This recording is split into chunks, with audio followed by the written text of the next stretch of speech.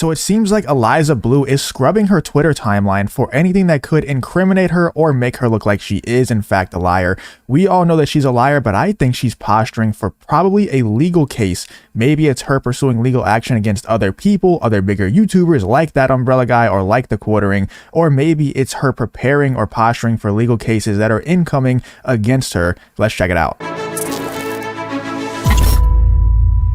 If you enjoy videos like this, if you enjoy this Eliza Bleu situation or just any type of videos like this, then hit the like button and subscribe to the channel. Let's get into the video. So a few days ago, Eliza Bleu privated her Twitter account so nobody could see her tweets that weren't already following her.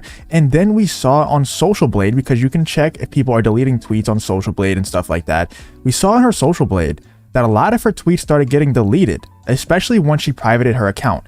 And then yesterday, I believe it was yesterday, she deleted 18 tweets in one day. That's a lot of tweets to delete in one day. And shocker, the very next day, today, she unprivated her account. So I think she privated her account under the guise that she was doing it because everybody else was doing it, because apparently they had that theory that privated accounts were getting more traction, privated accounts were more favorable in the algorithm on Twitter. So I think she did it under the guise of that, so that she had an excuse to private her account and scrub her Twitter timeline. I think because of the fake charity that she started, she stole money for. She stole money from her fans, from her friends, because of this charity that she started with this farm. And I think this farm, and this is just me speculating here, I don't have any like insider information or anything like that. If this does go to court, we'll find out everything. But I think this farm is the key to everything. I think there's something fishy about this farm, and I'll show you why in 1 second. But I think she privated her account. And this is what a lot of people are speculating. She privated her account and she scrubbed 18 tweets. And I think most of them were most likely about the fake charity that she started, that the Quartering exposed in this thread right here. We went over this in a prior video, but it's very relevant to this right here. On March 29th in 2020, Eliza Bleu proudly announced to the internet that she had opened a home for trafficking victims called Humanity House. And here is a tweet of the announcement. "It's my pleasure to announce that Humanity House is now a home. I'm not reading that quote, it's so cringe. The only issue about this so-called Humanity House was, well, like most things, it's a complete lie." On March 9th of 2020, just 20 days before the announced opening of the safe house, she appears to be fundraising. As usual, something doesn't add up. Seems like everything with this lady doesn't add up for some reason. Here are some tweets from her about the Humanity House.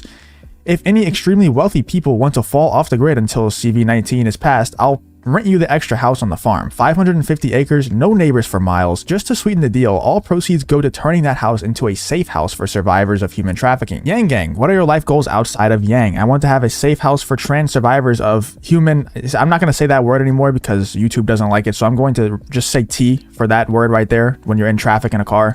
"I want to look good for my age no matter what age I am." We already know that she failed at that. "I want to get married and adopt a child. Now it's your turn." So for some reason, she is obsessed with getting people to this house. And let me bring up this other clip that I have. This one right here. So I'm not going to play the whole thing because it is a clip from Timcast and there's weird stuff going on YouTube right now. I'm not risking it.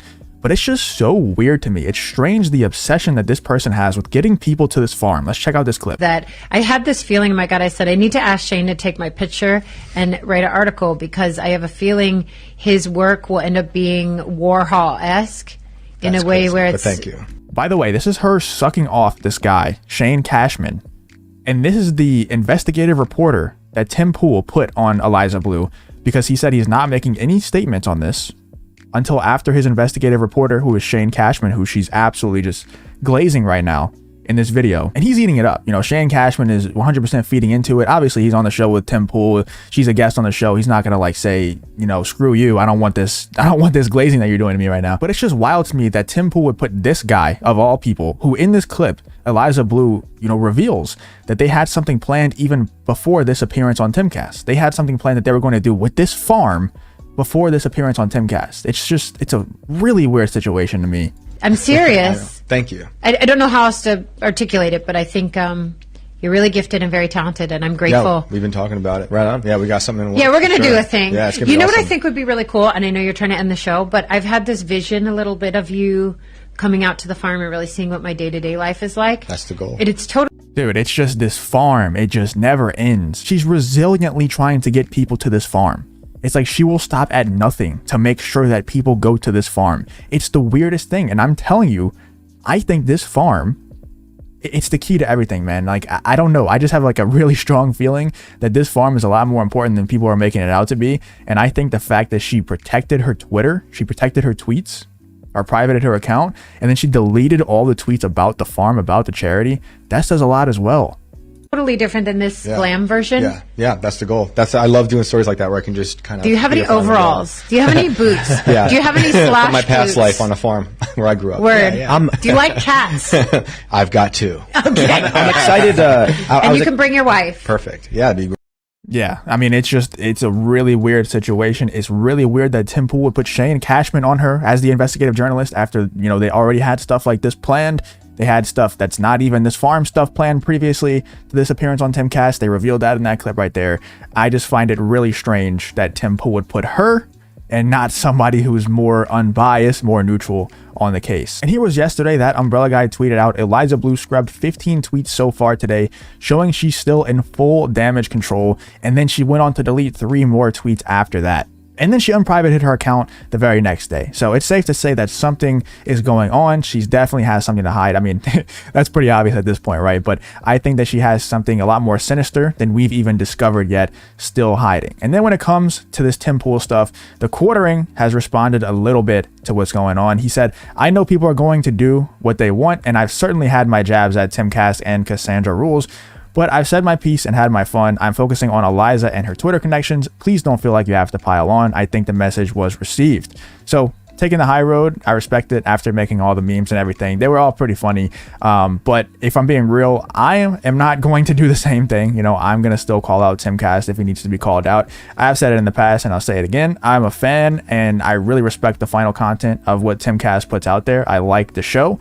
I think that Tim Pool has a bad rep of being a fence sitter, and that doesn't really bother me too much because if you put your opinions out there too much, then people will get mad at you for having too many opinions in your content, or if you don't put enough opinions, and people get mad at you for being a fence sitter.